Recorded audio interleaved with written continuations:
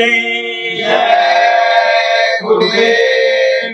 मैं तो ऐसा सतगुरु पाया, मेरा रोम रोम हर्षाया। रहम करो रहमान मिलेंगे, दया करो भगवान मिलेंगे।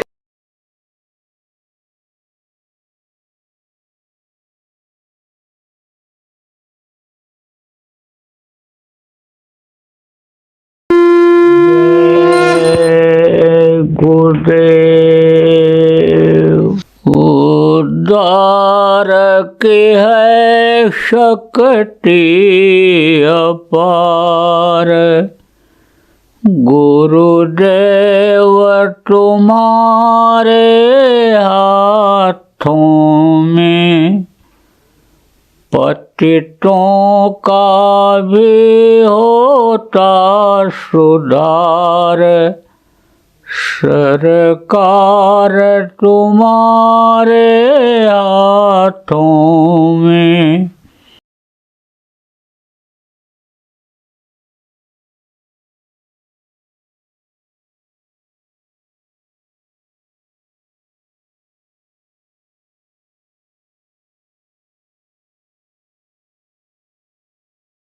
जय गुरुदेव।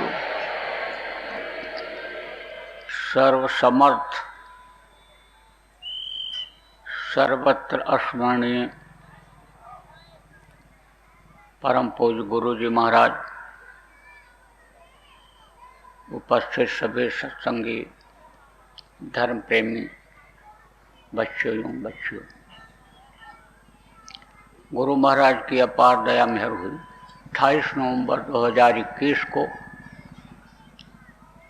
मध्याह्न बेला में हापुड़ के आप प्रेमियों का सत्संग के माध्यम से दर्शन का अवसर मिला। आप लोगों के ऊपर भी उस मालिक की दया कृपा मेहरबानी हुई कि आपको घर के नाना जंजाल से प्रेरणा दे करके और यहाँ पर लेकर के आए। सत्संगों में आजकल लोगों का आना बड़ा मुश्किल हो रहा है, क्योंकि ये जो संत मत का सत्संग है ये ज़्यादा नहीं होता है। सत्संग प्रवचन जहाँ जो जैसा होता है और लोग सुनते हैं उसी में उनको रुचि रहती है। जहाँ राम कथा होती है बराबर सुनते रहते हैं, रुचि उनकी उस तरफ रहती है। कृष्ण कथा जहाँ होती है, महाभारत की कथा जहाँ होती है, अन्य ग्रंथों की कथाएं जहाँ होती हैं उसको सुनते हैं लोग, तो रुचि उधर ही रहती है। और जब खबर लगती है तब सुनने के लिए जाते हैं, पूछते हैं भाई कौन आ रहा है, ये आ रहे हैं वो आ रहे हैं। बात तो सब वही बताते हैं, ऐतिहासिक बातें ही बताते हैं, महापुरुषों के बारे में ही बताते हैं, लेकिन तौर तरीका अपना अपना अलग होता है। और उस तौर तरीके को सुनने के लिए, गाना बजाना को सुनने के लिए लोग जाते हैं। ये जो संत मत का सत्संग है इसमें कोई गाना बजाना नहीं होता है, इसमें कोई एक ही चीज़ नहीं बताई जाती है, इसमें बहुत तरह की बातें बताई जाती हैं। लोक बनाने की बात बताई जाती है, परलोक बनाने की बात बताई जाती है। लोक और परलोक अगर दोनों बन जाए तो फिर आदमी को शांति आ जाए। देखो, जब जानकारी नहीं होती है तो बहुत से लोग सोचते हैं बढ़िया खाएंगे तो शांति मिलेगी, अच्छे मकान में रहेंगे शांति मिल जाएगी, मोटे गद्दे पर सोएंगे शांति मिल जाएगी, धन दौलत बहुत ज़्यादा हो जाएगा, परिवार बड़ा हो जाएगा, मान सम्मान बढ़ जाएगा तो शांति मिल जाएगी। लेकिन शांति उसमें नहीं मिलती है। और शांति मुख्य चीज़ है, सुकून जिसको कहते हैं, आराम जिसको कहते हैं, वो मुख्य चीज़ है जीवन का। और वो इन चीज़ों में मिलता नहीं है तो आदमी मृग तृष्णा की तरह से भगता रहता है, शांति की खोज में जगह जगह जाता है। आप देखो मृग तृष्णा किसको कहते हैं? राजस्थान में बालू ही बालू होता है, और धूप जब तेज होती है गर्मी के महीने तो वो बालू गर्म होता है, और सूरज की किरणें जब पड़ती हैं तो मालूम पड़ता है कि जैसे पानी भरा हुआ हो। तो मृगा जो राजस्थान का होता है, पानी की तलाश में आगे जब बढ़ता है तो उसी बालू को देखता है कि जैसे पानी भरा हुआ है। आगे बढ़ता है तो फिर पानी मिलता तो नहीं है, लेकिन दिखाई पड़ता है, इसी में भगता चला जाता है, और आखिर में बस उसकी जान चली जाती है। ऐसे ही मृग तृष्णा में आदमी का जीवन खत्म हो जाता है, सुख का अनुभव नहीं कर पाता है, शांति का अनुभव नहीं कर पाता है, और जीवन का समय निश्चित है। जैसा समय पूरा होगा तैसे ही शरीर को छोड़ देना पड़ेगा।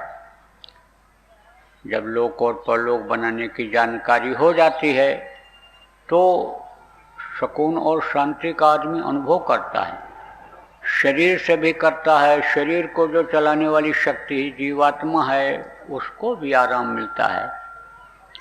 आपको समझने की जरूरत है प्रेमियों कि लोक और परलोक बनाना किसको कहते हैं। यानी कहते हो कि ये अच्छा खाते हैं, अच्छा पहनते हैं, अच्छे घर में रहते हैं, अच्छे मकान में रहते हैं, लोग इनको प्रणाम सलाम करते हैं, सम्मान है इनका, इनका लोक बना हुआ है। परलोक बनाना किसको कहते हैं? जहाँ पर आप रहते हो ये मृत्यु लोक है।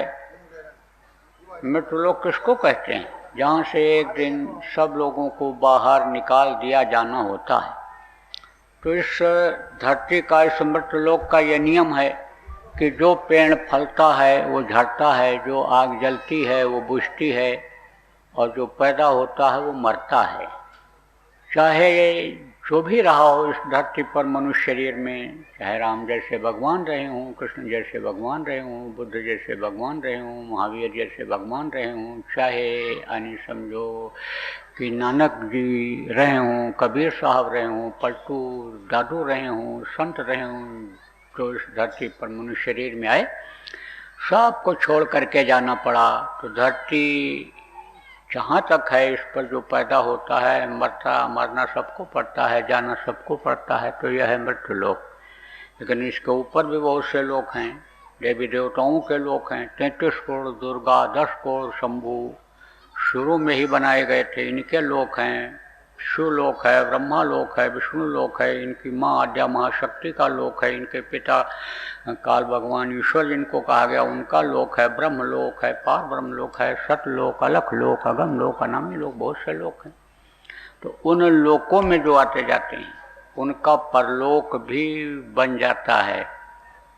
तो इसी धरती पर रहते हुए, इसी मनुष्य शरीर में रहते हुए, यानी समझ लो कि लोक और परलोक दोनों बनाया जा सकता है।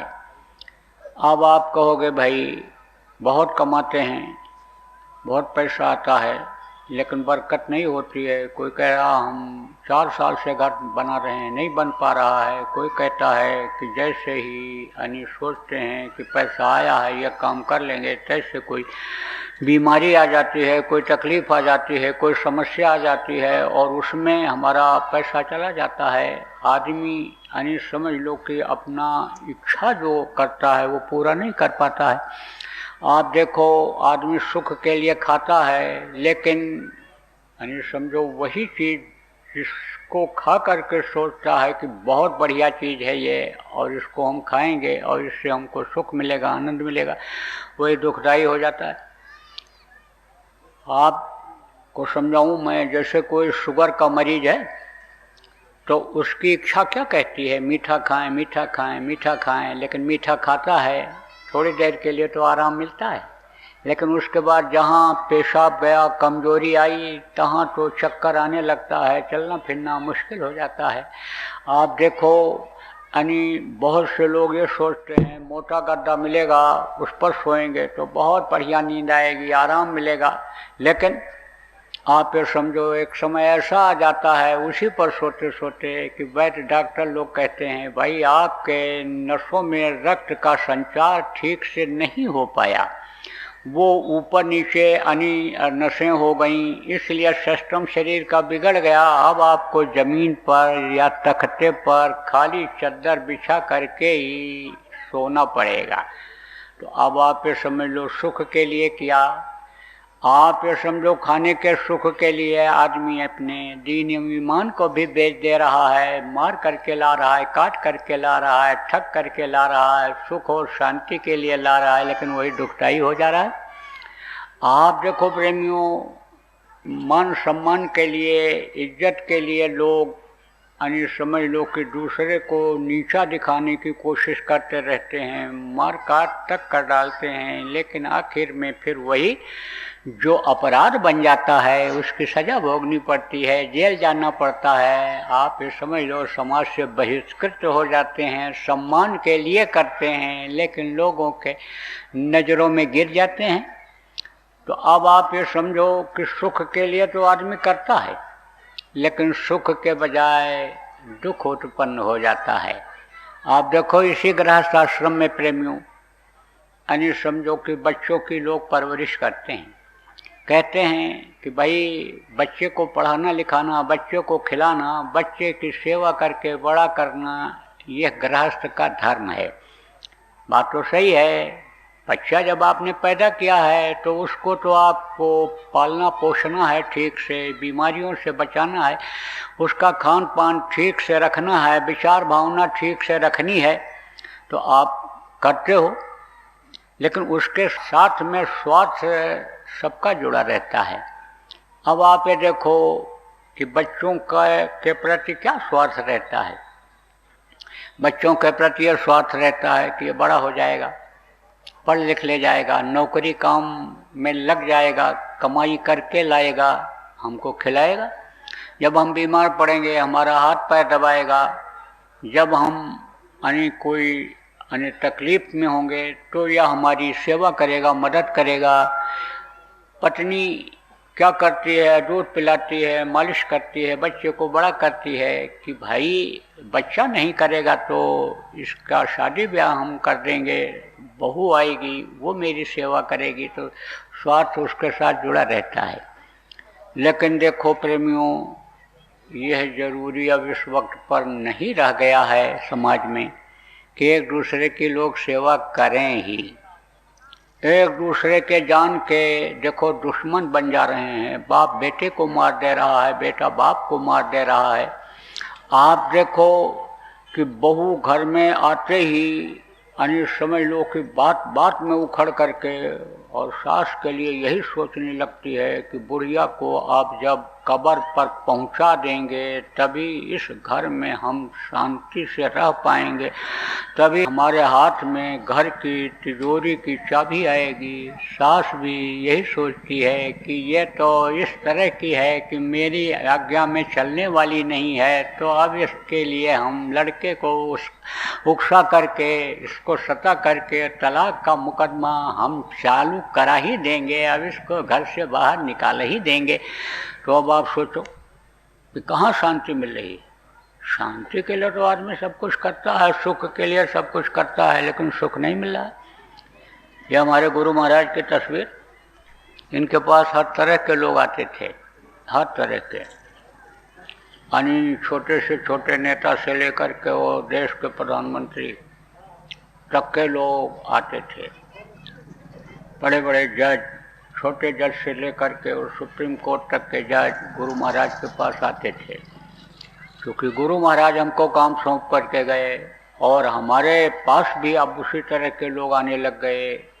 देश के बड़े बड़े लोग, विदेशों के राष्ट्रपति और प्रधानमंत्री, जब मैं विदेशों में जाता हूँ तो मेरे पास आते हैं, तो हर तरह से लोग आते हैं। अब उनको क्या मिलता है, कौन सी गुरु की दया मिलती है, ये तो वो अनुभव करते होंगे, लेकिन ये है कि आते हैं। तो ये कहे और बोले कि आपसे बात करना है, तो हमने कहा ये बैठिए। कमरे में चले गए, बैठते ही बोले, जीत करके सब जगह आता हूँ और घर में जैसे पहुँचता हूँ तैसे ही नींद हराम हो जाती, न भोजन भाता है न नींद आती है। जैसे कोई पहलवान को पहलवान पटक दे, चित हो जाए, ऐसी स्थिति हो जाती है।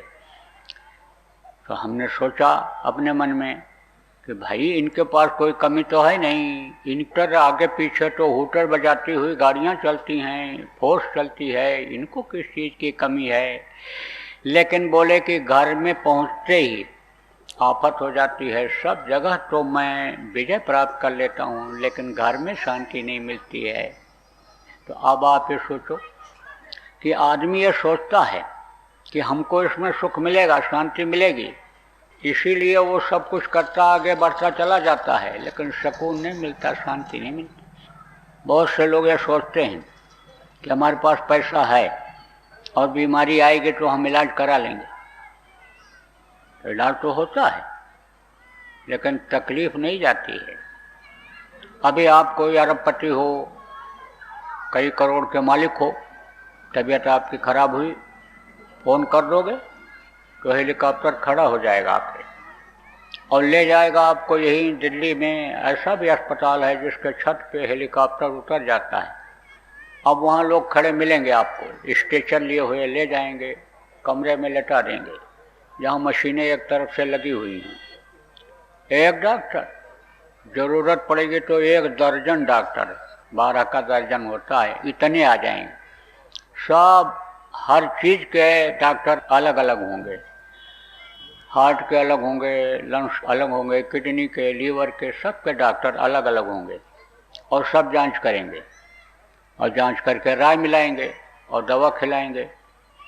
लेकिन दवा खिला देते हैं लेकिन दर्द नहीं जाता है, इंजेक्शन लगा देते हैं लेकिन दर्द नहीं जाता है।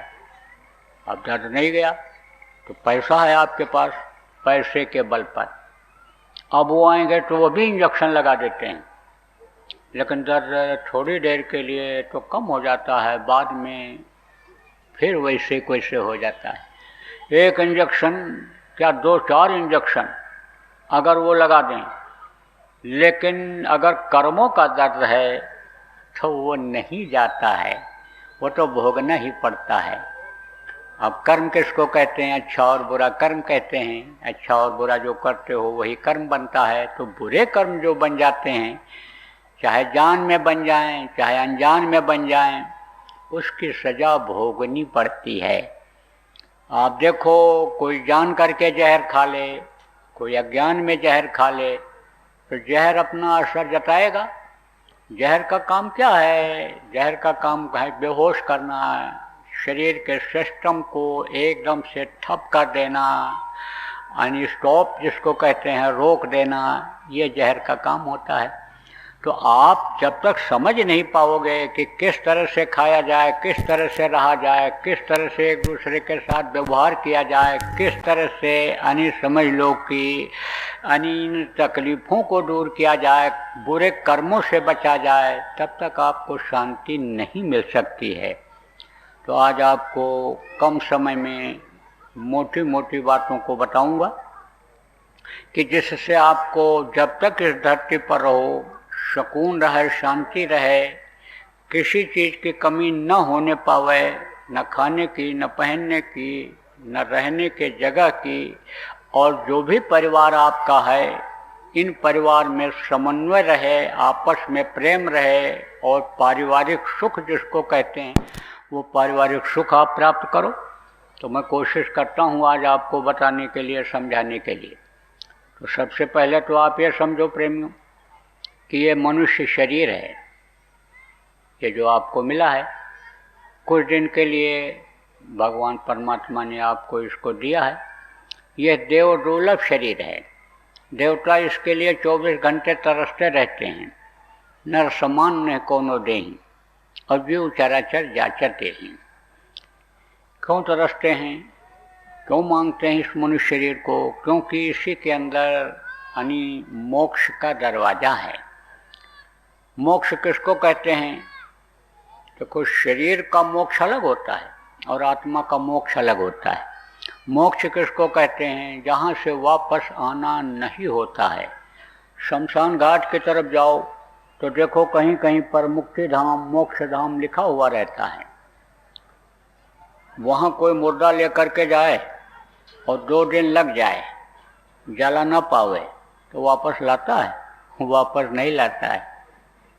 कहता है कि ये विघ्न बाधा हटेगी और हम इनको जला करके मोक्ष दिला करके, मुक्ति दिला करके ही फिर वापस लौटेंगे। तो इस शरीर का मुक्ति मोक्ष तो हो जाता है, लेकिन शरीर को जो चलाने वाली शक्ति परमात्मा की अंश जीवात्मा ये फंस जाती है, इसका मुक्ति मोक्ष नहीं हो पाता है। तो इसके मुक्ति मोक्ष के लिए कि यह वापस फिर इस दुख के संसार में ना आवे, क्योंकि दुखों का संसार बन गया। देखो कोई सुखी नहीं है इस वक्त पर, न राजा को शांति, न रैयत को शांति, न पूंजीपति को ही नींद आ रही है। तो ऐसे समय में इसको भी मुक्ति मोक्ष मिल जाए, यह भी अपने वतन आने जाने लग जाए। जब समय पूरा हो तो ये जा करके उस समुद्र में मिल जाए जिसकी यह बूंद है। तो यह मनुष्य शरीर जो आपको मिला, देव दुर्लभ शरीर है, इसकी कोई कीमत नहीं है और इस मनुष्य शरीर को कोई बना भी नहीं सकता है। आप ये समझो कि यह कौन से मसाले से बना है? प्राकृतिक मसाले से, कुदरती मसाले से। आप कोई चाहे देवता की मूर्ति बना दो, चाहे दैत्य की बना दो, चाहे किसी महापुरुष की बना दो, चाहे किसी वीर बहादुर की बना दो, जो शहीद हो गया उसकी मूर्ति बना दो, तो उसको बनाओगे तो किसके द्वारा बनाओगे? मिट्टी के द्वारा, कंकड़ पत्थर के द्वारा, सीमेंट के द्वारा, पत्थर के द्वारा आप उसको बनाओगे, काट पीट करके उस मूर्ति को। तो वो तो आप बना सकते हो, लेकिन कहने को मूर्तियों में प्राण प्रतिष्ठा तो लोग कर देते हैं, भावना बस लोगों को फायदा उससे होता है, लेकिन वो मूर्तियाँ न तो डोल सकती हैं, न बोल सकती हैं, न कुछ सुन सकती हैं, न कुछ कह सकती हैं। वो क्या होती हैं? जड़ होती हैं। आप तो समझो जड़ किसको कहते हैं? जो एक जगह से दूसरी जगह आ ना जा सके। चेतन किसको कहते हैं? जो चेतन एक जगह से दूसरी जगह चला जाए।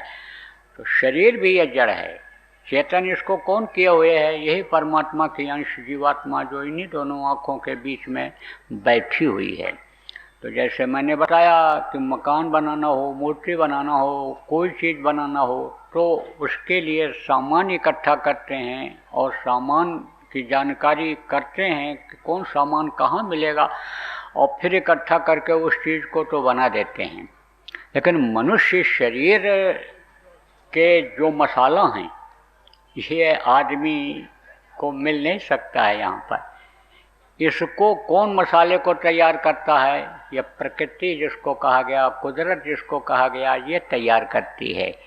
कुदरत किसको कहते हैं? जैसे ये पेड़ और पौधे, जैसे आपका जल या पानी, ये समझो कि ये हवा और आकाश और सूरज और चंद्रमा, ये सब मिल करके यानी एक वातावरण बनाते हैं, प्रकृति बना देते हैं।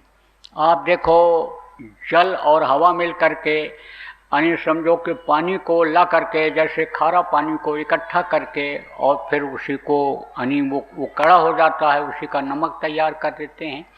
यही देखो यानी समझो कि धूल मिट्टी इकट्ठा होते होते, समझो कि मिट्टी इकट्ठा होते होते कड़ी हो जाती है और वही पे पत्थर हो जाता है, उसी का पहाड़ बन जाता है। ऐसे ही यानी समझो कि प्रकृति के द्वारा ही यानी उसी के मसाले से माँ के पेट में यानी यह मनुष्य शरीर का पिंड बनता है। माँ को तत्व मिलते हैं, जल, पृथ्वी, अग्नि, वायु और आकाश, 5 तत्वों से शरीर की रचना हुई है। वो माँ को मिलते हैं। किससे मिलते हैं? प्रकृति से ही मिलते हैं। हवा से मिलते हैं, इस धरती से मिलते हैं, आकाश से मिलते हैं, सूर्य और चंद्रमा से मिलते हैं। तो वो उसके अंदर तत्व पैदा होते हैं और फिर यानी समझो 6 तरह की शक्तियाँ, जन्म, अष्ट, परिणामी, वृद्ध और क्षीण, ये 6 तरह की शक्तियाँ माँ के पेट में यानी समझो कि बच्चे को बनाती हैं। ये देखो चंद्रमा शीतल होता है, सूर्य यानी समझो कि गर्म होता है। ये दोनों यानी मिल करके रज और बीज की उत्पत्ति करते हैं। शीतलता जो रहती है वो चंद्रमा तत्व से औरत के अंदर जो है वो रज की उत्पत्ति होती है, और सूर्य की वजह से, सूर्य की गर्मी से पुरुष में वीर्य की उत्पत्ति होती है। और दोनों यानी समझो जब मिलते हैं तो समझ लो कि वो मिल जाते हैं, तो ये जो तत्व हैं, जन्म शक्ति जिसको कहते हैं, वो मिलाने का काम करती है। जन्म अष्ट, अष्ट का काम क्या है इससे अलग कर देना। जन्म अष्ट प्रणामी, प्रणामी का काम क्या है कि पर्दा लगा देना, झिल्ली। देखो माँ के पेट में बच्चे के ऊपर झिल्ली पड़ती है, हर पिंडज पर झिल्ली पड़ती है। पिंडज उसको कहते हैं, पिंड से, यानी पहले पिंड बनता है, ऐसे पिंड से जिनकी उत्पत्ति होती है पिंडज कहते हैं। कुछ जानवरों में भी पिंडज हैं, जैसे ये गाय, घोड़ा, बैल, ये सब जो होते हैं ये पैदा होते हैं। ये बच्चे जब इनके पैदा होते हैं, गाय के, घोड़ी के, आप फिर समझो भैंस के, तो वो भी झिल्ली में रहते हैं, लेकिन उनके तत्व अंदर पांचों नहीं होते हैं। मनुष्य के अंदर पांचों तत्व होते हैं। बच्चा जो माँ के पेट में रहता है उसके अंदर पांचों तत्व रहते हैं। इनमें आकाश तत्व नहीं रहता है, इसलिए इनकी बुद्धि नहीं होती है। मनुष्य जैसा ही अन्य व्यवहार करते हैं। कौन? पशु खाते हैं, बोलते हैं, देखते हैं, चलते हैं और बच्चा पैदा करते हैं, सब काम करते हैं, लेकिन बुद्धि नहीं होती है, उनको सिखाना पड़ता है। उनकी जो है वो समझो कि भोग योनि है, और पांचों तत्व जिनमें होते हैं उनकी योग योनि है। वो योग करके, साधना करके अपनी जीवात्मा को मालिक तक पहुंचा सकते हैं, लेकिन वो नहीं पहुंचा सकते। यानी प्रणामी शक्ति का काम, जन्म अष्ट प्रणामी का काम है झिल्ली लगा देना, वृद्ध का काम है बढ़ा देना, अष्ट का काम है अंग बना देना, और मृत्यु शक्ति का काम है माँ के पेट से बाहर बच्चे को निकाल देना। तो 9 महीना टाइम लगता है। आप जितने भी लोग बैठे हुए हो, सब लोग 9 महीने माँ के पेट में उल्टे टंगे हुए थे। माँ के पेट की अग्नि तपा रही थी। उस वक्त पर आप ये समझो बहुत तकलीफ थी। बाहर का ये देखो नर्क क्या होगा, ऊपर लोगों का नर्क क्या होगा जो माँ के पेट में नर्क रहता है। देखो आप प्रेमियों, कितना भी आदमी अन्य आज़ाद हो, लेकिन एक समय ऐसा आता है कि जब जेल में बंद कर दिया जाता है तो घूम करके वहीं रह सकता है, बाहर नहीं निकल सकता है। इसलिए इसी तरह से एक गोला माँ के पेट का होता है, बस उसी में घूम घूम करके उसी में यानी रह जाता है, निकल नहीं पाता बाहर की जो भी तकलीफ हो। जैसे कोई जेल में बंद हो गया, रोटी मिले कम मिले, जली भुनी मिले, सब्जी पतली मिले, कच्ची मिले, खाना ही पड़ता है। ऐसे ही मजबूरी में बच्चे को रहना पड़ता है। उस वक्त पर आप समझो बहुत तकलीफ होती है, और उस वक्त पर आप ये समझो पुराने जन्मों की भी याद आती है कि हम पिछले जन्म में कहाँ थे, कीड़ा थे, मकोड़ा थे, सांप थे, कहाँ थे।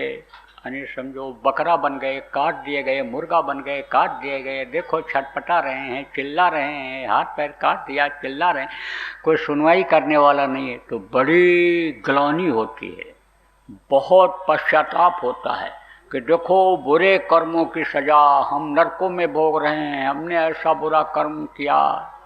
जब तकलीफ होती है तो प्रभु से बच्चा प्रार्थना करता है कि प्रभु हमको अब बाहर निकालो, जल्दी करो, तैयार करो। वादा करता हूँ कि समर्थ गुरु की तलाश करूँगा, रास्ता लेकर के दिन रात भजन करूँगा। अब ऐसा कोई कर्म शरीर से नहीं करूँगा कि जिससे दोबारा मुझे माँ के पेट रूपी दोज़ख में, नरक में आना पड़े। तो बराबर प्रार्थना बच्चा जब करता है तो सुनवाई हो जाती है, और उसकी प्रार्थना जो होती है वो कबूल हो जाती है। आप तो बहुत से लोग प्रार्थना करते हो, लेकिन आपकी कबूल नहीं होती है। सत्संगी लोग भी करते हो, लेकिन कबूल नहीं होती है। उसका क्या कारण है? कारण यही है कि जिनकी प्रार्थना करते हो उनका ध्यान नहीं करते हो, बस मुँह से बोलते चले जाते हो। बहुत से लोग देखो मंदिरों में जाते हैं, प्रार्थना करते हैं, लेकिन उनकी प्रार्थना तो बिल्कुल नहीं कबूल होती है। हम तो ये चैलेंज के साथ कहते हैं कि पूजा पाठ भी उनका कोई कबूल नहीं होता है। क्यों? क्योंकि उनका तन गंदा है, मन गंदा है उनका। तो तन मन गंदा वाला का मैली चादर ओढ़ के द्वार तुम्हारे कैसे आऊँ कहा गया ना।